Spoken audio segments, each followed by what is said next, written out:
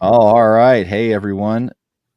Here we are on Litecoin's 13th birthday. We didn't plan this to be the day we were going to do this interview, but it worked out well. So happy birthday, Litecoin. Today we're going to be talking to Nathan Poole from Mini Mines, who he didn't put his "et" in his name, but his "et" is LTC Cowboy or Litecoin Cowboy, just spelled Like, out. So go follow him if you want to learn more about what we talk about. But essentially, what Nathan has is a mining company, and we're just going to talk about not only Litecoin mining, but obviously the script mining, and just maybe the the business, the economics of what it is to be a miner. So, Nathan, nice to have you in. You know, the thing about miners, I mined for a little bit, like right over here. I just decided to try to do a home rig, and me and my buddies threw some cash in. This is in 2018. Worst time to do it, right? And and I think I set up 15 or 16 machines, and it was an undertaking. It was eye opening, but I never liked having to say I've got 16 miners in my basement because I thought that sounded really yeah. just didn't that's one thing. Should they change the name of it? Because saying you have a minor is like that, you got to spell it out, right? Yeah. Yeah. I do also sometimes feel awkward when people say, "What do you do?" I'm like, "Well, I'm a miner." They're like, "How do you?" Well, no, no. What do you do? You look a lot older than 17. They are like you're down mining for coal, like back in the Yeah. like a cartoon era character or something like that. Well, so tell me a little bit like what mini mines is kind of on the surface and what you guys do, and then maybe we'll dive into kind of what the act of mining, how mining is, and the business of it right now. Sure. So we are a Litecoin mine that takes investments from accredited investors that are looking for passive investments, and we deploy it all into the script algorithm. So we take our money and other people's money, and we mine Litecoin with it. So how many miners do you guys have? We have something like 180 L7s. Oh, So geez, okay. uh, depending on the day and how many need repairs, right? But so something about 180 L7s Litecoin miners. Okay. Cool. And so yeah, you're primarily, when you say you're a Litecoin mining facility, that means all your assets, everything you mine, you settle into Litecoin. Even so, even if you're mining Dogecoin and Bell's coin, and maybe even do you ever get into other machines? You know, like CAS, I know was a big one that came up. Do you diversify, or have you guys pretty much sticking to the script? Sticking to the script. Yeah. So Sorry. early on, we did when we first got into mining. I didn't really know what algorithm. We just focused on what we thought to be US dollar ROI, right? So we have I don't know, maybe 40 GPUs on a handful of rigs, and we've got some Cadena miners and Handshake miners and Eagle Song, and we've got a decent amount of Bitcoin miners, but all of those right now are not profitable to mine in, or at least Hmm. um, not of any substance. And so, they might be break even or close to it.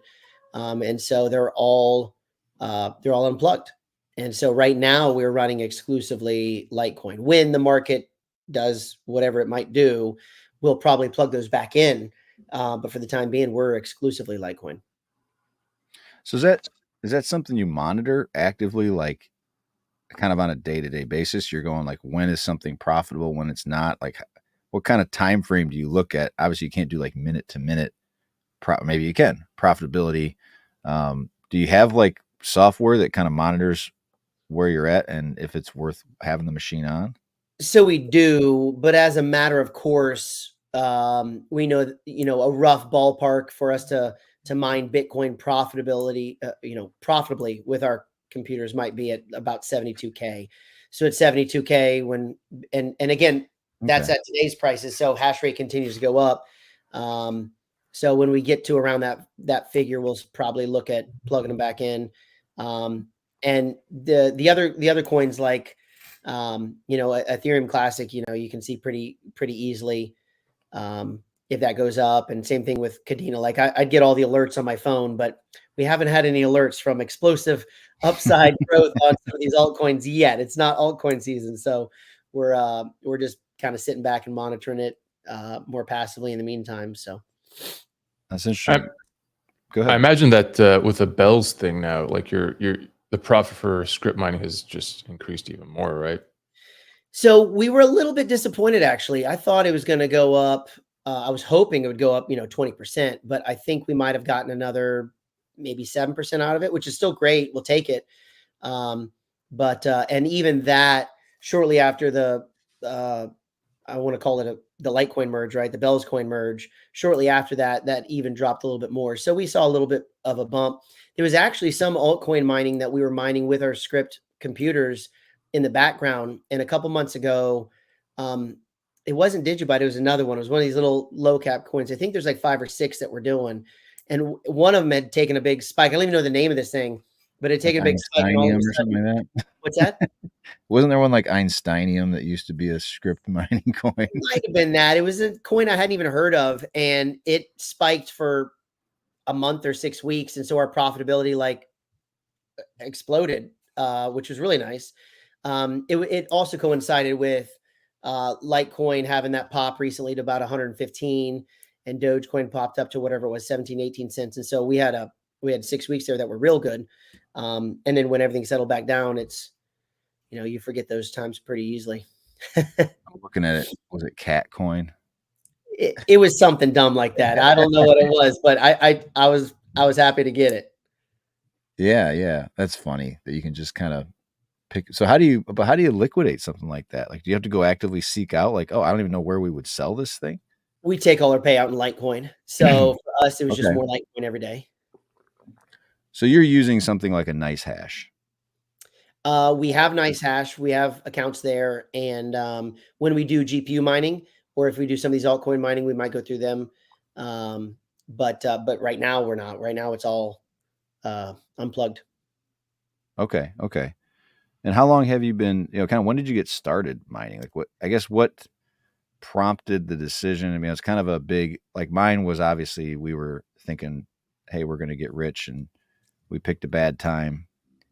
But we also did the other thing we did. I think I want to ask you about is we kind of played the market of the machines themselves. Yeah, But when did you get started and kind of what prompted you to get started in it?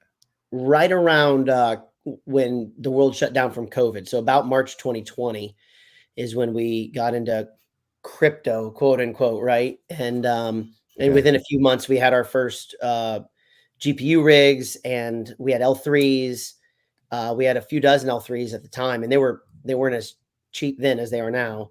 Um, Hmm. and we had because L7s weren't out yet, and then so we did that. We had a few Eagle Song and some Bitcoin miners, and a couple dozen Bitcoin miners, that kind of stuff. And so we were running them all at the time. Started out of my house, and then we upgraded all the panels and transformer at the house. And then we outgrew that. And we made our first commercial mine, our 1 megawatt mine in outside of Orlando, and it was a neat enterprise. And then we worked on a spot out in Daytona to get that one live, and then now ultimately we've got our North Carolina mine, and that one we've got plenty of room for growth. So we're growing there. Is Florida, Awesome. it seems like it'd be the toughest environment with the salty air and the Yeah. heat, right? Yeah, we at one point we had an Airbnb on the water in Key Largo, and we were mining with GPUs, and then later L7s out of the basement, out of the garage on the first floor of the Keys. And even though the electric rate was higher, um, because we had tenants that were paying the monthly rent there, it actually ended up increasing our profitability at that site greatly, which was wonderful. And then so we had split them between our Orlando house and then that house, and then we grew into to our first facility at in Orlando, our first commercial facility. So everything went there as soon as that went live. Was it pretty small at that point? Because I'm like sitting here thinking, even in Ohio, like the heat was ridiculous. Like how much I could not believe the airflow that was required for it. Like I would turn these things on and it was like taking the a giant noise, right? vacuum and sucking air. It all Yeah. came in through the upstairs, and yeah, I mean, but I got to imagine you're kicking out all this heat and you're in Florida already. Your Yeah. Airbnb guests must have been No Was it wind lights. It was a separate garage. It was the downstairs garage. So we locked that up, and they heard the equivalent of an air conditioner, unit, right? okay. Just and it was all immersion to keep them from corroding. Ah, So we Yeah, had that's what I was immersion wondering. tank.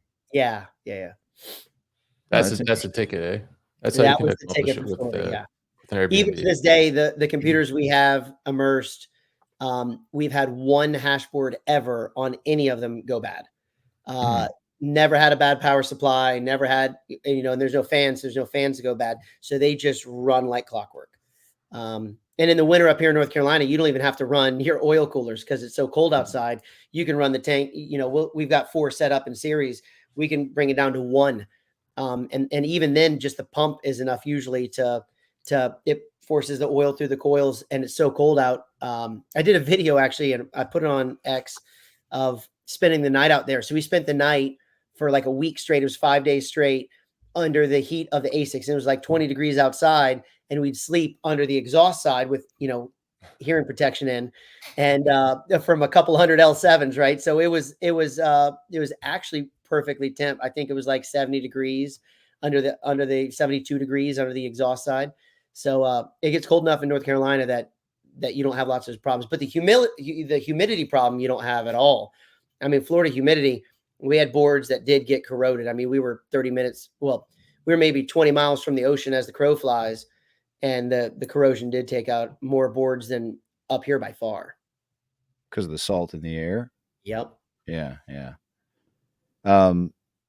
So you mentioned, I'm wondering, do you guys buy used machines? Like if somebody is listening and is like, you know what, I plugged in, because mining it's easy, but it's difficult. And what I mean by that is like once you get the machine, you plug it in, you just literally turn it on and you're doing the thing. Like you don't have to do anything. But it's difficult to manage a little bit of the airflow, the heat flow. When is it profitable? When is it not? Right? It's not literally just click it on and make money and walk away from it. It feels like that sometimes, but so a lot of people get into it, like myself, and they, after a while, it was like, all right, this just isn't making enough money. You turn them off, and then what do you do with this brick? Do you get a lot of people that reach out to you? They're interested in, hey, I've got 2 or 3 machines. Would you take them off my hands? And obviously, you're going to pay market rate, but I'm just wondering if somebody out there might be We interested. we did. Our last lot, actually, we bought an engineered fluids system, and it came with it was an immersion system with the oil and everything, and it came with, I want to say it was 7 L7s. And so we bought it all, at market rate. They said, hey, we want this, but it was from one of our normal new dealers. And so he normally sells us, new equipment. He says, hey, I got this guy we sold equipment to. He's looking to sell it.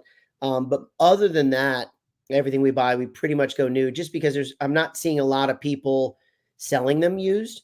But when we can get a used one, I'm happy to get a used one, especially immersed like the ones we got. But I think we, other than those 7, I don't think we bought any used L7s. Because you want them specifically designed for the immersion.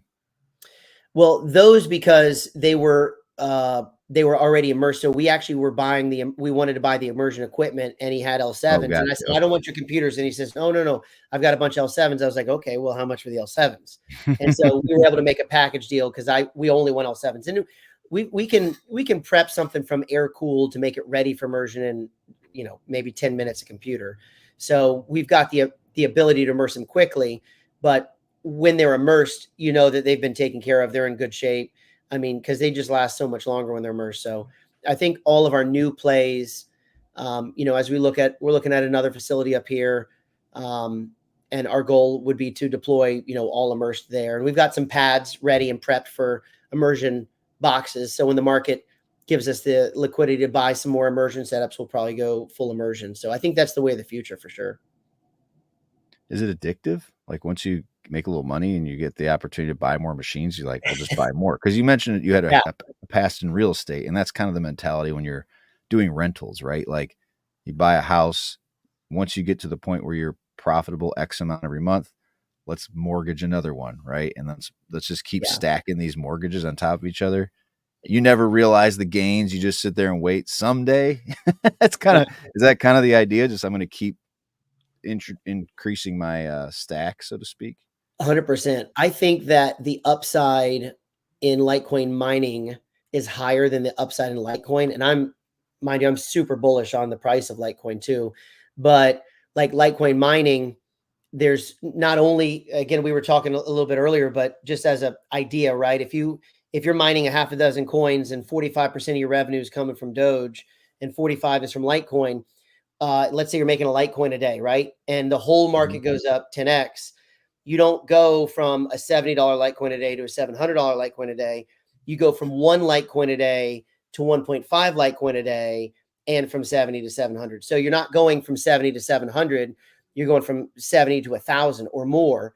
And So why the 1.5? Is that because of the Dogecoin rewards? Correct. You're saying? Dogecoin and Bell's coin and Digibyte and all these other things that we're mining at the same time, because we're taking our payout in Litecoin.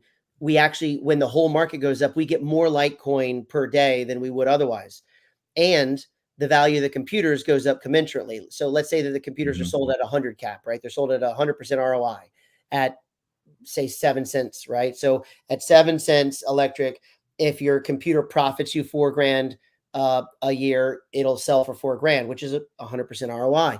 But when the market goes up and now you're making, $1,000 a day off of it, you're off of these computers, X amount of computers, all of a sudden your computer goes up more than linearly. It goes up exponentially, as well as the coins themselves. So you actually, that's pretty much all we've done. We've, some people stack sats and some people stack lights. We stack Litecoin hash rate. And so, we've taken very, very little out of it ever. Even the monies we're entitled to, we don't touch it. It just goes right back into more hash rate. And so the vast majority of the computers there are actually ours. They're not even investors per se. They're ours. We buy them, and when we have months with extra profit, like when that pop happened from some doo-doo coin, we were able to pick up another half a dozen L7s. And so it didn't go into our pockets, and it didn't go into Litecoin. It went into more hash rate. And so we're a big believer in that, right? Like in the same way as real estate, right? Like you get a real estate parcel and you sell it, and you make good money. You don't go buy a Lamborghini. You go buy 2 pieces of real estate instead of 1, and so that growing of the net wealth, both from a tax perspective and a long-term investment play, is just, to me, so much better than holding any coin. And if I was going to hold coins, it'd just be Litecoin, and we do have some, but anytime we can save up and get another L7 or 4 or however many more we can get, we want to get them. Yeah, because the L7 itself is by proxy Litecoin, right? Correct. Because that was the one decision I made in mining that I was happy about. Is, again, like literally had them like 6 months and they were unprofitable. It's like, oh crap. Yeah.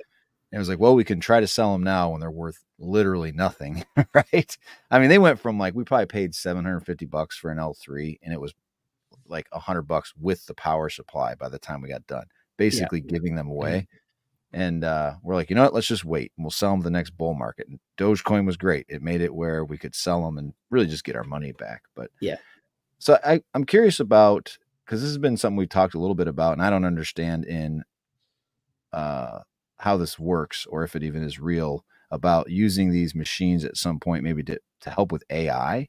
That seems to be the new selling point. Is that just BS, or is there some future where this would actually make sense?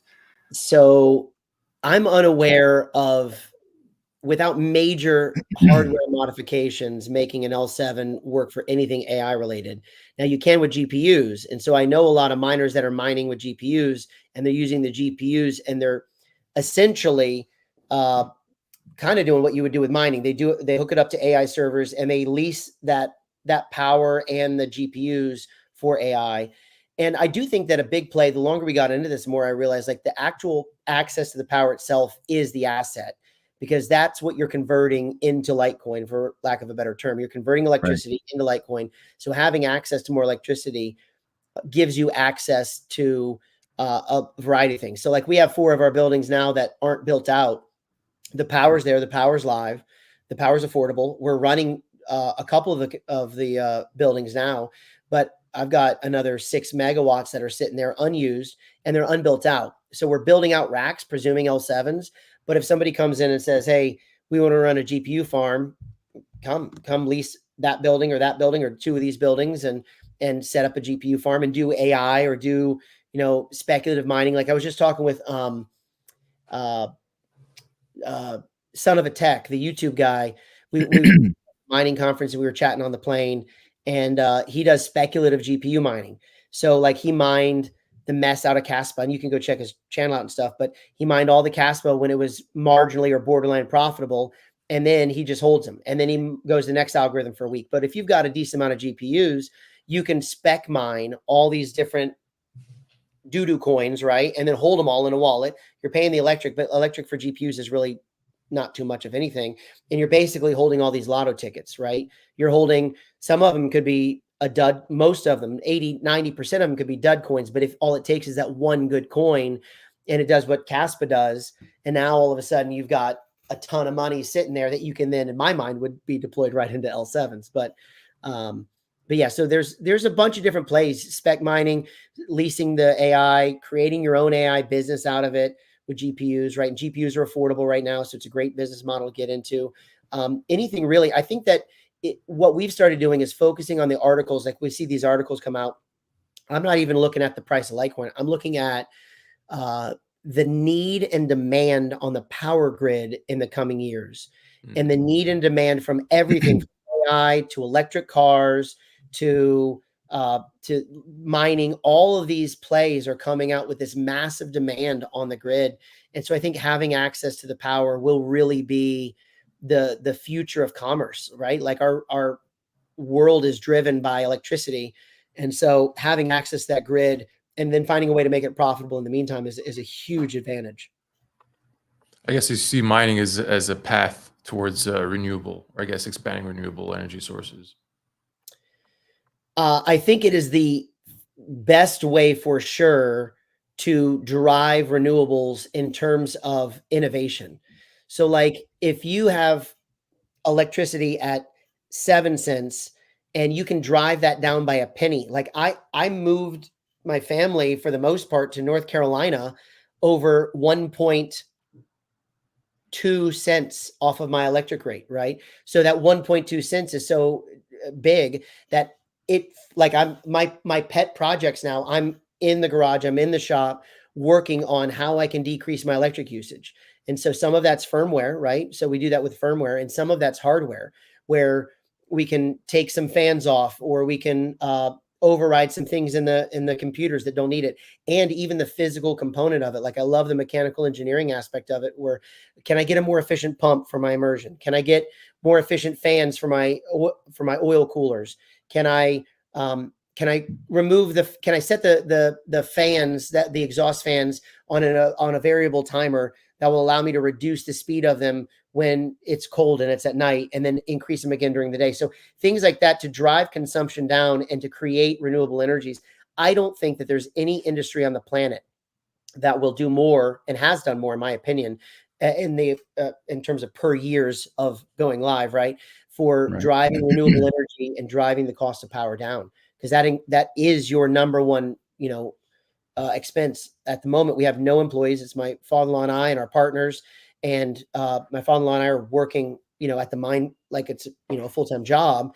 And we're trying to drive renewables and trying to drive heat recapture. We're trying to drive, efficiency. And, we've got the timers, even on the halogen light fixtures, right? The timers, hey, if you've been out of the room for 10 minutes, there's no movement. So sometimes we got to get off the ladder and wave our hands, right? But anything to save a little bit of electricity, I think that mining is really at the cutting edge of that. Yeah.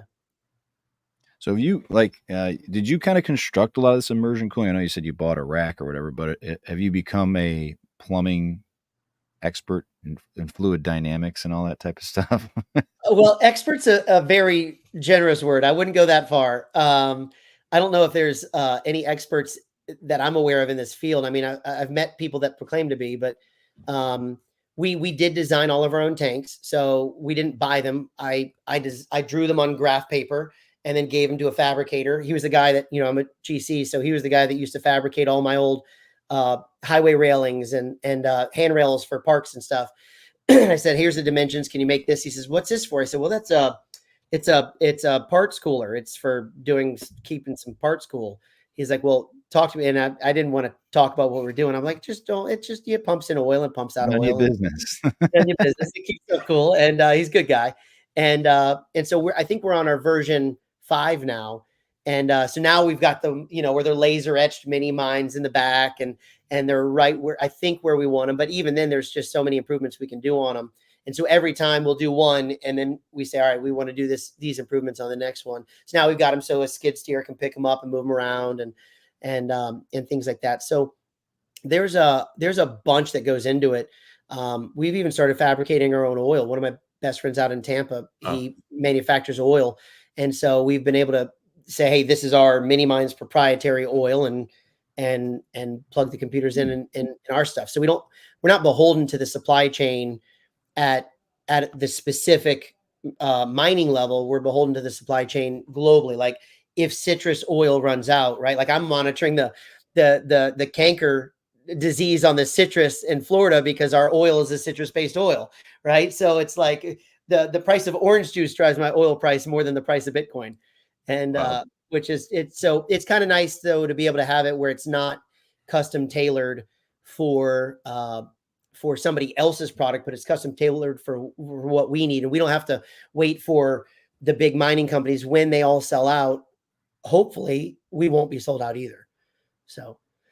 Do you have because you've learned a lot about the kind of heat dispersion, all that, do you have like a fantasy build where you're like, man, if I could build my house X amount of distance from the mine and take the heat through that fluid and heat my home, and you have a hot tub, the floors, I mean, everything runs off this fluid. I mean, God, that's what I would be imagining. Even just to melt Radiant snow on heating. my driveway. That's what I wanted to do Yeah. with it. We used it at one point back in the Keys. We would pump water out of the canal and then back in the canal, unadulterated by any oils, and it would just pump it and cool it. So we were heating the canal to an indiscernible amount, right? So like it wasn't Right. actually heating the water, but it was cooling our handful of machines. And I love that idea. Like, hey, it was too loud in the neighborhood, so we had to do something that wasn't loud, right? And so we've got that was a different kind of setup than we have now, but anything we can do to recapture. So when we were doing it out of our house, it for sure on the rare cold days in Florida, we did not have to worry about a heater. We would just open the door to where our immersion setup was, and just the radiant heat would heat the house because we were running I think 14 L7s out of the house, and so but it was silent, right? So I love the idea of creating and innovating new stuff. I think that it is the most you're going to see the most explosive growth in businesses that do that type of stuff.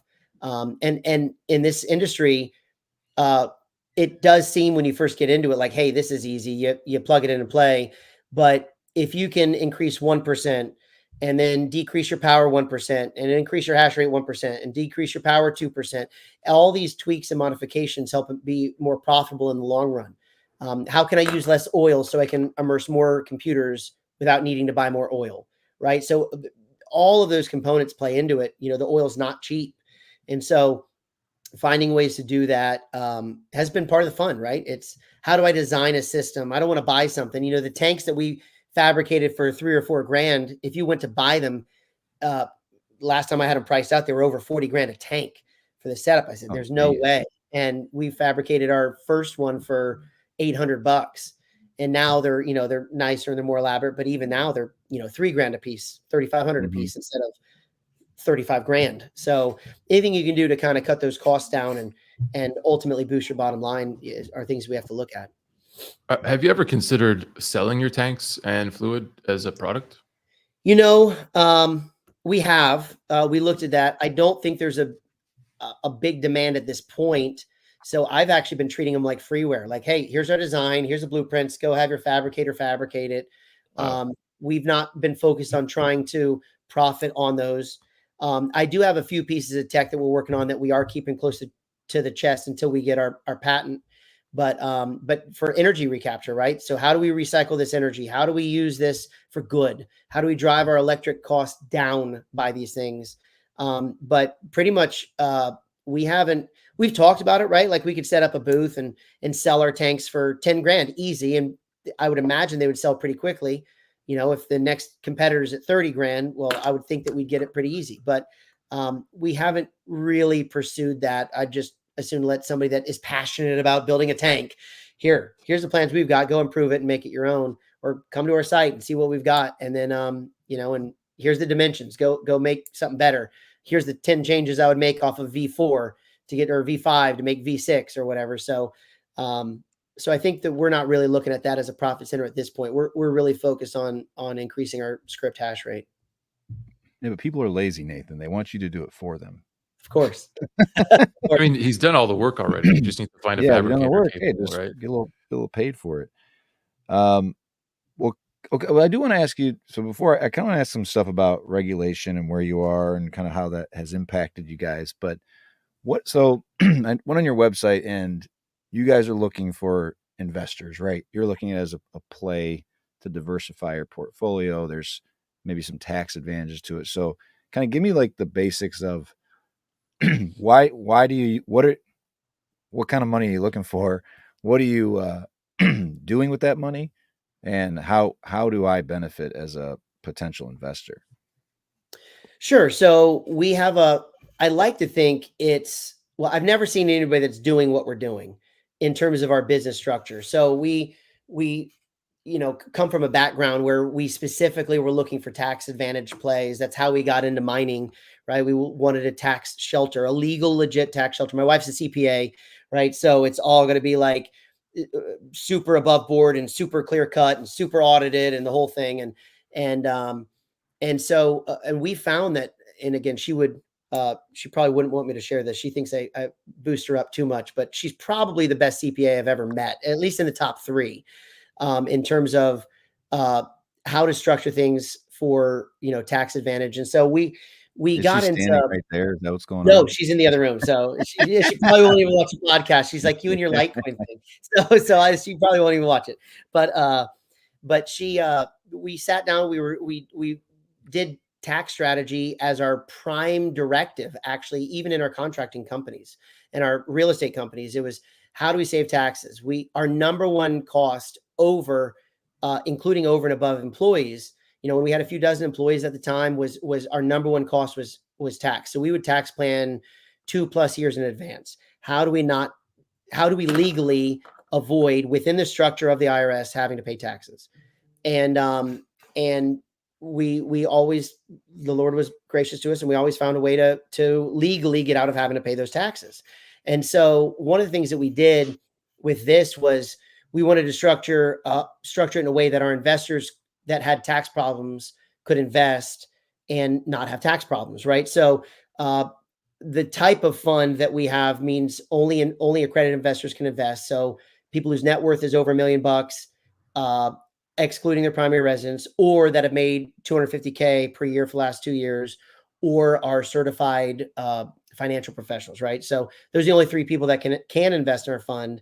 And it's a $50K buy-in. And we kind of set it up like, if my mom was the only investor, how would I do it, right? And it's you fund it, we'll run it, and we'll split the profits. And that includes when we sell the business. That includes, your cut of that business as we sell it. If that's a 20x multiple, then great. We'll split that too. The cost of the computer. You're buying a portion of the business. You're basically buying private shares. Correct. We're selling equity. And as okay. partners in the business, we're allowed to pass through that bonus depreciation. I believe it's through an IRS form called a K1, where ultimately if they invest 200 grand, we give them a K1 that says, here's your $200,000 bonus depreciation, which is treated for tax purposes as a write-off, except if you're going to apply for a loan, like you need a mortgage, you say, hey, I need to show that extra 200 grand, you still can show it, because they add back, when you're looking for a loan or a mortgage, they add back your depreciation.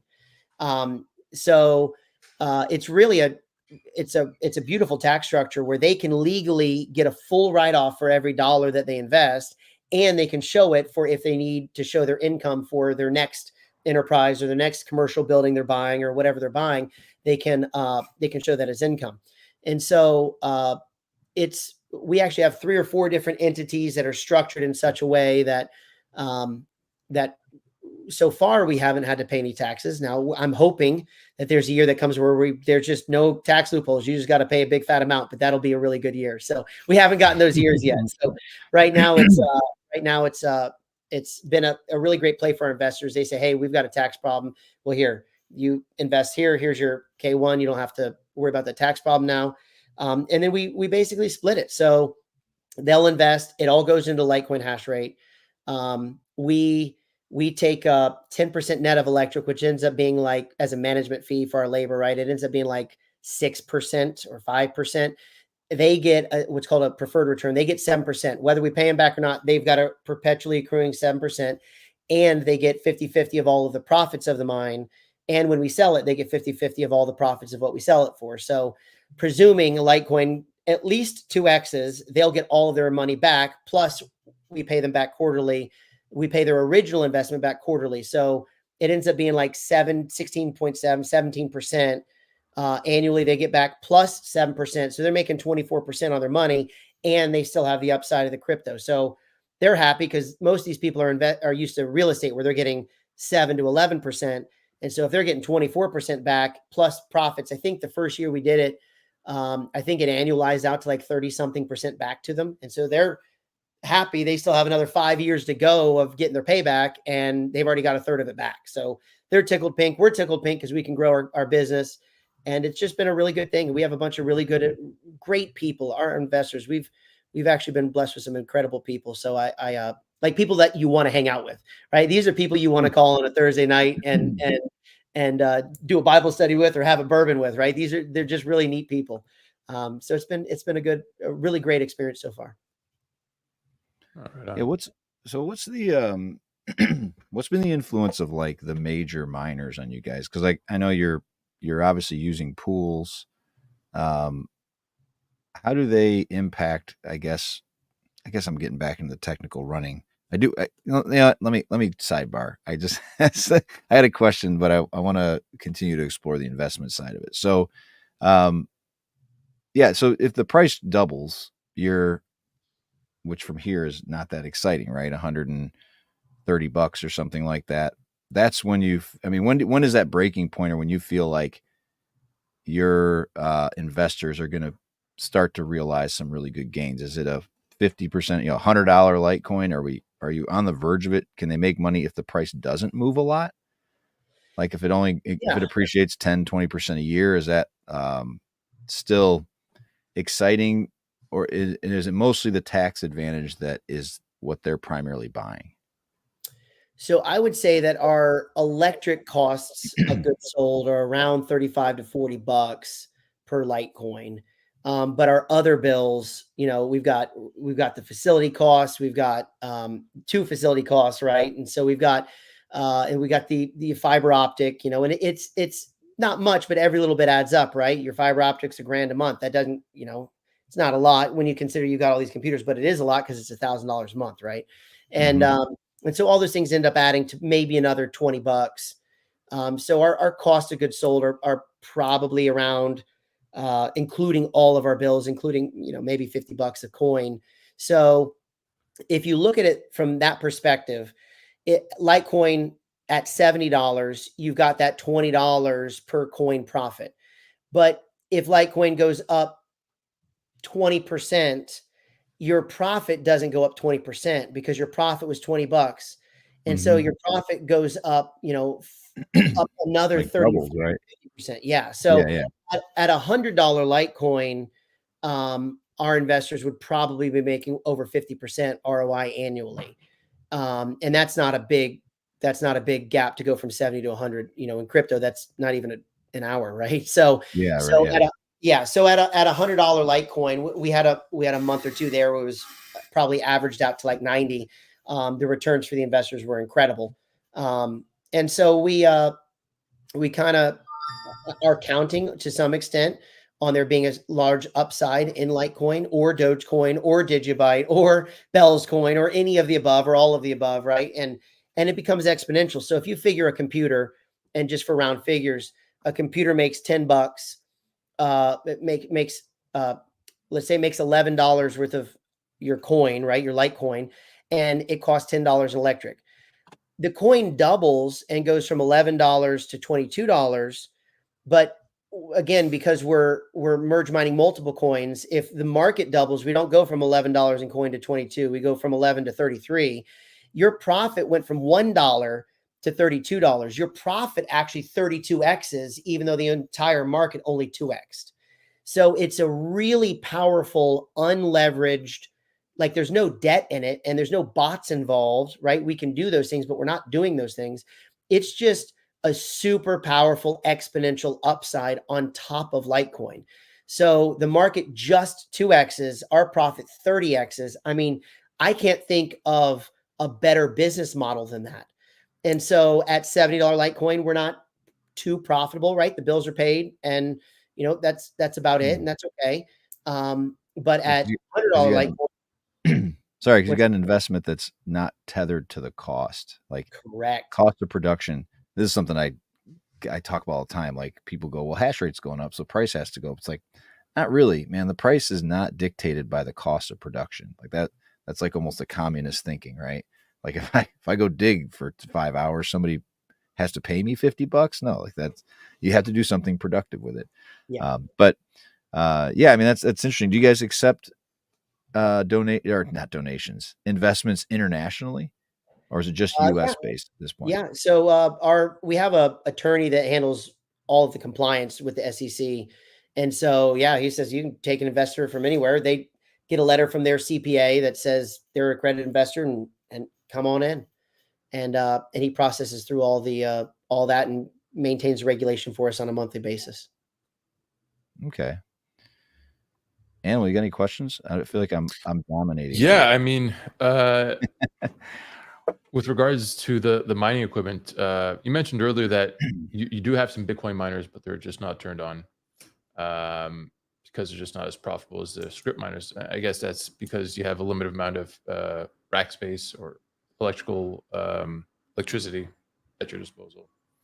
And I'm wondering, I mean, that's really interesting. I found that to be kind of fascinating because it seems like most of the world is focused on Bitcoin and Bitcoin mining, and all these big like Bitcoin mining firms. You got Riot and Marathon and stuff, and Bitfarms. They're all maximalists, right? They don't look at anything else other than Bitcoin. And it seems like a missed opportunity for these guys, especially when they're competing, right now in the stock market, right? Like Riot's vying for ownership of Bitfarms, or at least they were saying they mismanaged and whatever. They're like, they own a large stake, and they want them to try harder. And I'm thinking to myself, like, why are these guys so stuck on Bitcoin when there's more profit in Litecoin and script? Yeah, I don't know if you have any insights as to that, or if you think they're just, these guys are just chasing what they believe is what is the trend of the day, and what they believe will be the dominant chain in the long run. Or are they sticking to like some kind of an ethos, or do you think they're more and more going to be moving towards satisfying their shareholders and the stock price? That's a great question. And I have opinions about it, but again, it's probably way above my pay grade, right? So, but I'm happy to throw my hat in the ring in terms of what I think is happening. I think the bigger the ship is, the longer it takes to change course.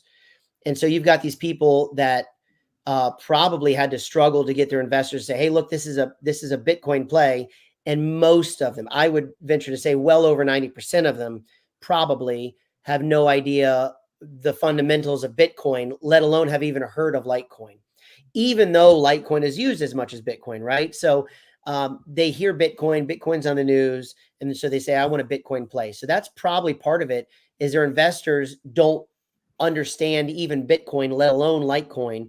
And so trying to get them to believe in a Bitcoin in and of itself, let alone hey, there's some other profitable plays here. And some of them, if you're not digging into the tech, right? If you're not understanding the why of why Bitcoin is successful, and that's the same why that makes Litecoin successful and will make it even more so. If you're not digging into the why, they probably look at Litecoin like they would look at, uh, Ethereum or Digibyte or any coin that they don't understand, or Dogecoin or pick any meme coin that is purely speculation. They wouldn't understand that. So they would first have to educate investors, and then they'd also have to probably change their missions. So most of their mission statements are tied to Bitcoin. They would have to change their mission statement. That means they'd have to have a board meeting, and they'd have to have an investors in, and they'd have to talk about it. And there would probably be I would imagine, a huge drop in their price, because people that don't understand the space are going to say, oh, I already thought that Bitcoin was speculative, and now you want some other doo-doo coin, not understanding what it is. They'd probably jump ship, and it would cost them, in their case, probably many millions of dollars, if not more. And so I think that they're probably really afraid of that. And until the next bull run is in full swing, right? I think that uh, they'll probably shy away from it. I do think that if the Litecoin price action in terms of US dollars does what I think, or even a fraction of what most of us think it'll do, they'll probably have an eye-opening experience and say, hey, there's more to this crypto world than anything else. But even, look at super bright guys like Michael Saylor, right? Like, I love his content, and he's right. And he's like, on almost everything that he says. But remember, whatever it was 5, 6, 7 years ago, he says, hey, Bitcoin's funny money, it's going away. And now he recognizes it as, in his words, the hardest asset the planet's ever seen.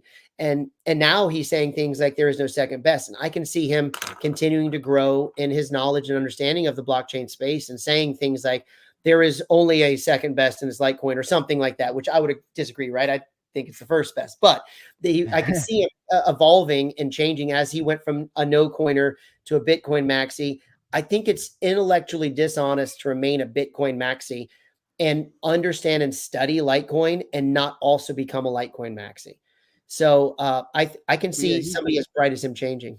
I think he's an example though of he's vested, right? He's making a play. He's telling a Yeah. story, and I do think people get caught up in the story. And I probably posted this 100 times. Whenever somebody goes out of business, that Bitcoin only is a death sentence. You can't run a business and like put blinders on to the market. And I like what you said earlier about like you're essentially you're selling that, maybe the ease of access, or the ability to, whatever the end result of whatever you're going to use the electricity for, really you're in the business of facilitating that process of utilizing electricity at a really low rate to generate something on the other side, whether it's AI or whatever. And if you lose sight of that, like if you become too invested in any of the assets that get produced, you're kind of setting yourself up for disaster, right? And if you want to build something long and sustainable, you really have to focus on what is it that I'm actually building? What service am I providing? Like I talk about my life. Like I sell packaging, and like a lot of times you get into talking about the actual product as opposed to like what's the service we provide? Like why would they use our stuff? It's most of the time it isn't the actual product. It's like, easy to do business with, right? Like you save me money on, delivery or storage or whatever, right? Like you have to really get down to the nuts and bolts of what is it that I provide that's valuable, and how do I bring that to the forefront and not lose sight of what my core business really is and what is it that makes me money. So whether it's Litecoin, Dogecoin, Bell's coin, Cat coin, or whatever we're talking about, at the end of the day, it's about efficiently accessing those things, and for your investors to be able to realize the most gains. And so, loyalty is important, but yeah, again, you can't be a one asset house.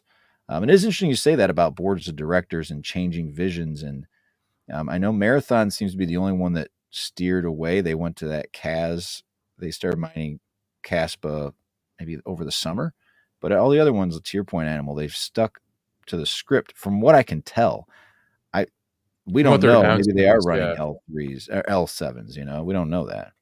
It seems like now is the best time to buy Litecoin miners. I mean, the price of the coin is down, the price of the miners. I mean, if so, then L9 is like what, like 20,000 US or something. Is that price locked in? Is it going to double in price when Litecoin doubles? Probably. You know, yeah, it's interesting. Are you deploying into L9s, Nathan, or are they not proving to be worth the investment right now? So we're not at the moment. One of the reasons for that is because the firmware to be able to overclock them isn't yet invented. So like an L7, we can overclock 50%, whereas an L9 can only run stock. And so our profitability is skewed towards greater profitability using firmware that we can undervolt or overclock right now. Another reason for that is L9s are great for deploying if you have a limited amount of electrical capacity. And we have, for our purposes, an unlimited amount of electrical capacity. I mean, we have megawatts available right now to deploy.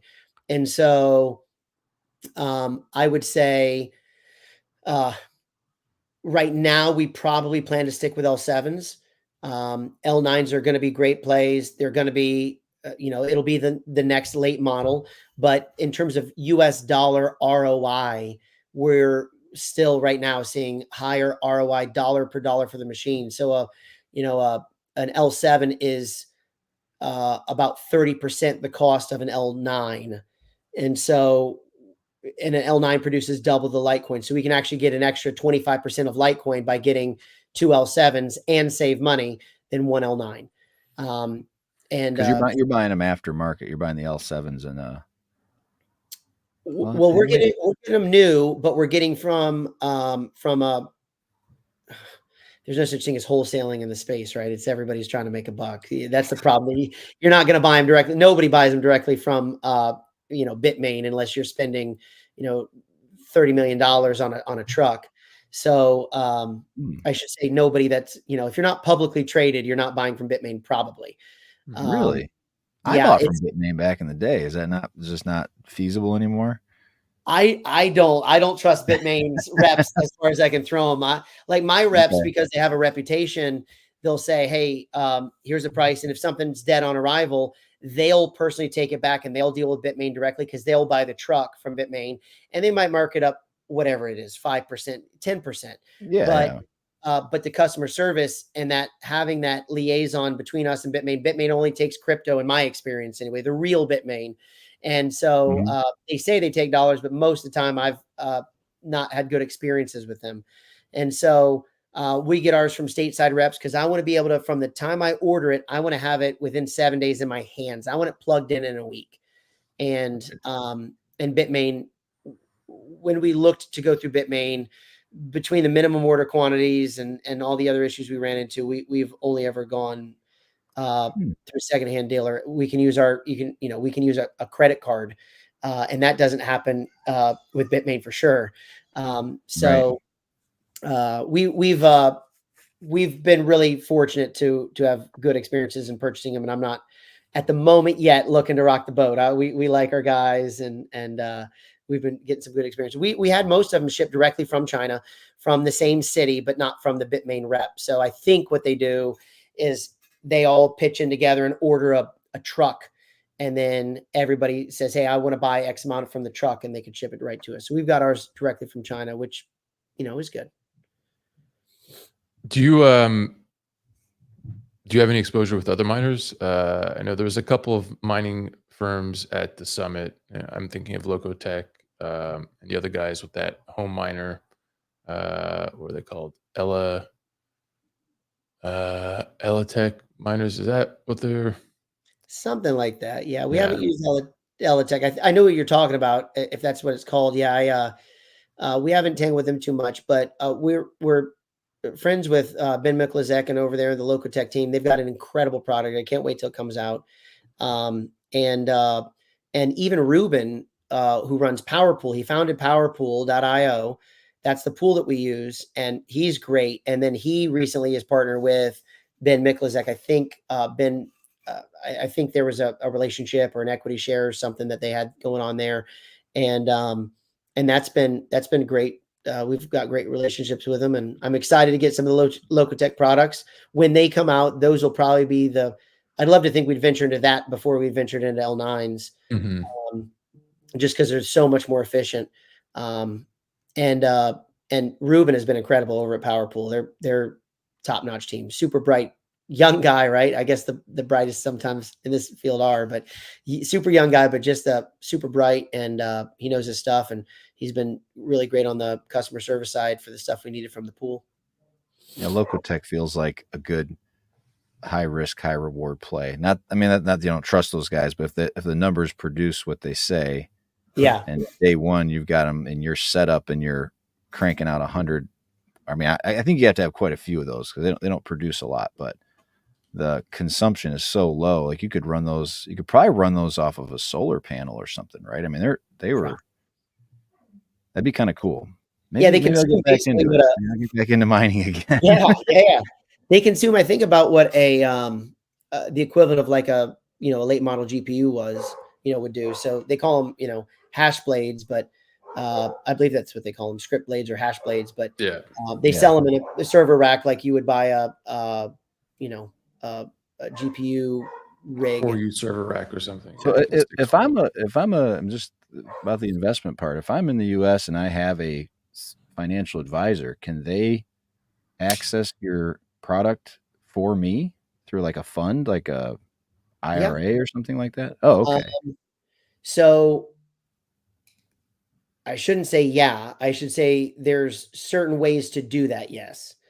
So financial professionals are able to invest.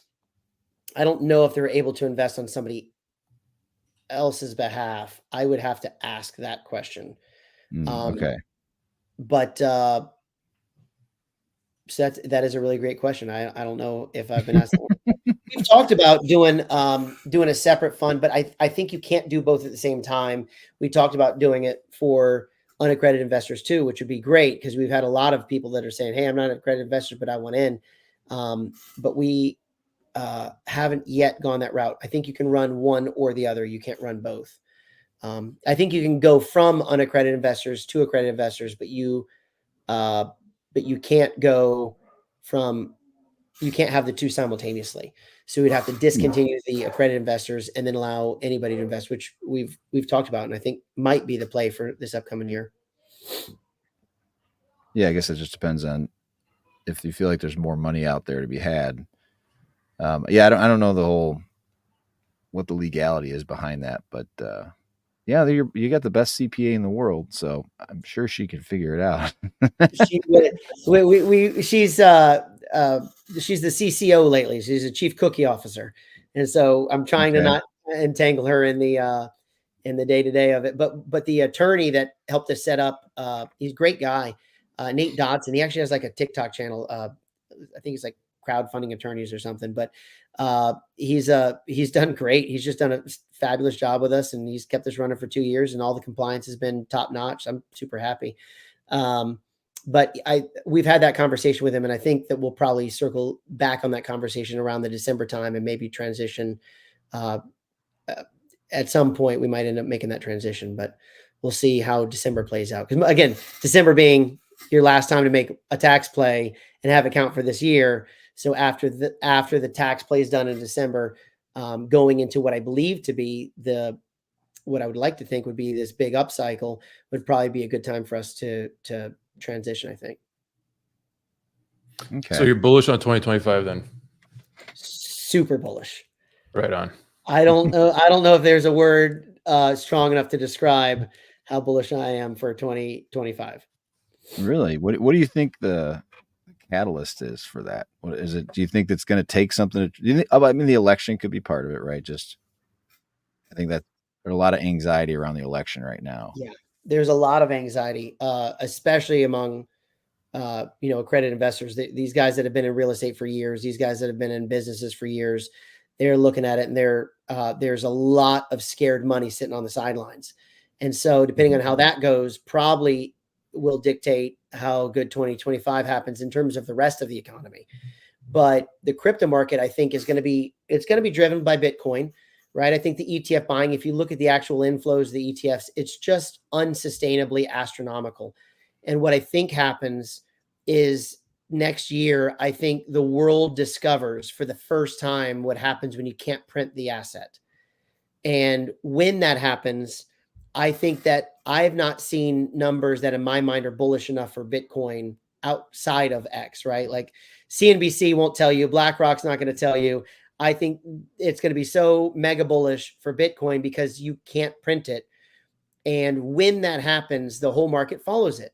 And then I think people will start to say, wait, this isn't a fad. There's ETFs in this thing, big money's in it. BlackRock saying it's a flight to safety, right? All these things that they're saying that they're even stacking Bitcoin in preparation for the dollar devaluation, right? So as they're running from hyperinflation into Bitcoin, people will start to look for secondary assets in the class. And I think, in my opinion, the most logical choice is clearly Litecoin. But as Warren Buffett says, the market can remain irrational longer than you can remain solvent, right? So who knows what happens? But I do think that Bitcoin will see such a massive upside that I think that Litecoin will see by far higher upside in terms of percentage gain by far. I think that Litecoin and even to a lesser extent Dogecoin, I think they'll just be massively winning plays on the Nakamoto standard for this upcoming cycle. And once the world really figures out the difference between these coins, I think lots of the garbage coins will go away. They'll stay small cap, they'll fall away, and the real hard assets like Bitcoin and Litecoin and mineable coins like that I think that people will start to understand, hey, a mineable coin is different from a fiat coin, right? I think they'll start making that difference, and they'll be forced to learn it, kind of like our parents were forced to learn emails, right? Our people in our generation will be forced to learn the hard way, whether you like it or not. There's a difference between mineable coins and not mineable coins. That's not saying it's garbage, but it's garbage, right? And then you've got proof of work, which is the only real way to have a tangible asset behind a coin. It's backed by the power grid, right? So I think we'll watch in the next 10 years that happen. But in the meantime, I think that next year will be such a mega bullish scenario. And I don't see it following the 4-year cycles, right? Like if you look at how early we broke all-time high in Bitcoin, I think that Bitcoin's on its own thing now, which I think is good for Litecoin. I think it makes Litecoin on its own thing now. I think Bitcoin will become this institutional asset and Litecoin will be where us plebs go, right? I think it's going to be a really, really good scenario for all of the Nakamoto standard. Unbelievably good. Yeah, right on. No, I tend to agree. I feel like we're still in the very early phases of learning about this stuff. And like you were saying earlier, people barely understand how Bitcoin works, right? But yet they're YOLOing like crazy just because they see the number go up. Yeah. So, I mean, eventually I do feel like we'll have, our Jesus candle. And then people will start to YOLO in, and hopefully by that point, they'll have a clear understanding of the fundamentals and the value that's derived from a commoditized crypto like Litecoin and Dogecoin. Yeah. The longer I would say that, you guys know I say I don't like to talk about price, but I do obviously from time to time. But I think the longer things stay where this disproportionate, use versus price, the longer it stays that way, I think the more likely it becomes that somebody jumps in and says, this is crazy, right? Like you're saying, they dive into all right, I'm interested in crypto. What is there besides Bitcoin? Just people who are alternative thinkers, or like that want to kind of play the antithesis of where the market is, right? Would look at it and go, okay, what's out there? These guys are yelling at me Bitcoin only. I'm a contrarian. I don't want to listen to people. So I'm going to actually do some of my own research. And they go, hold on a second. How can this one go and look at the actual metrics is number one, number two everywhere, and it's 1,000 times less valuable? Like that doesn't even make any sense, right?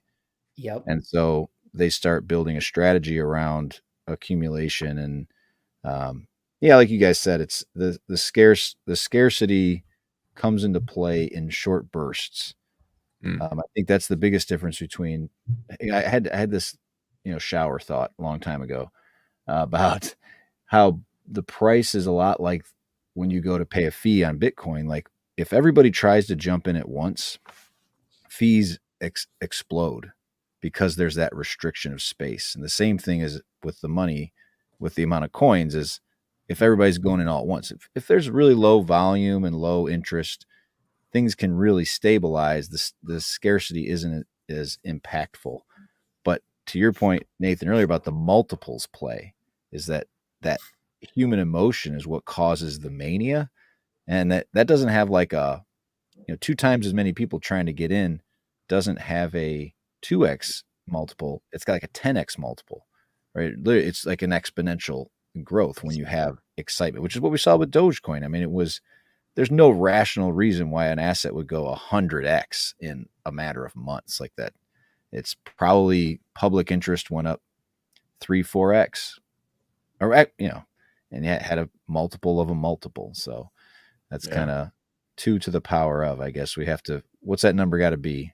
5x. All of a sudden what's 2 to the power of 5, Animal? Come on, quick. I want to say 100. I don't know. 4, 8, 16, 32, 64. So there you go. 64. I'm going to stick with that. I just came up with my theorem. 5x in public interest is a 64x in price. There you go. So that's what we got to do. I get to 5x. But I mean, I don't know if you want to drive it. I put your website in the comments, Nathan, if you want to kind of to give a quick spiel where to go to visit, maybe how to reach out to you if there's some interest or some questions. Animal, I don't know if you have other questions. I'm trying to keep these things human consumption grade. So sometimes our spaces go on a little long, and so I think the videos can be too long. I think we forgot to mention our sponsor, Cake Wallet. They're still sponsoring us, right? True. Yeah, they're a great wallet. If you guys listening, I think we have 100 people watching us. It's kind of weird. This is 173. Scary. It's hard to tell. I think it accumulates them over time. There. Okay, so I mean, everyone listening, I mean, check out and download Cake Wallet. It's legitimately the nicest wallet that I've seen in crypto. It's got cool DeFi stuff. It's got even some GPT stuff, Nano GPT. So it is, being the 13th birthday, I guess we can. It sounds like their goal was to have MWeb live today. I'm already using it on Cake Wallet because I have whatever that early access they gave out during the summit. The beta, But that should be coming today. There's supposed to be, maybe we can speculate. What do you think the big announcement is today, supposedly from the foundation? Do you have any guesses? I'm thinking another wallet. What? I would say it's probably another wallet, or like a refined like an update to Lite Wallet. You're potentially. You're not getting your hopes up, is that what you're saying? Well, listen, I think it's going to be an announcement. I don't know if it's going to be a huge announcement. I don't know what to expect. Like, frankly speaking, I think Litecoin's pretty badass the way it is. Like, what else do you expect? I don't know. Maybe a big business deal with another company, maybe a Walmart announcement. That'd be cool. Here's the only clues I have is that, we need a Walmart announcement. That's exactly what we need, Animal. Another one. Yeah. One more shot. Target. No, I think, both Indigo and Loshan have said, I've been super busy, like working hard to get something done by the 13th. It sounds like it's been like all hands on deck at the summit, but the fact those two, who I see as more in the coding world, the tech world, maybe that tells me that's you're true. in the right direction. Because I remember at some point in the Telegram chat, Loshan was asking people for MWeb Litecoin to test something out. So maybe another, I don't know, MWeb related thing. The coin join thing, right? Which apparently, I don't know, Indigo sent me a long thing about it. Apparently it's already live. Like, you can already coin join before you get into. I feel bad because he sent me this long thing and I didn't read it. Yeah, I think we should have Monte explain what that means, because I'm still confused as to how CoinJoin would work with Coin MWeb. swap, Why would we need it with an MWeb wallet? But yeah, perhaps it has to do with pegging in. I mean, let's say Like a coin CoinJoin just swap is now available for Litecoin MWeb. Maybe like an in-wallet coin swap. That might be kind of cool. I'm interested because there's in something like that is with all the issues that who was it? Tornado Cash developers got into, and what was the one on Bitcoin? I can't believe I'm blanking on this. The coin swap that got in trouble. They got arrested. the Samurai. Samurai, yeah. I would be very nervous if I were guys right now writing code about that stuff. Yeah, That enables that ability.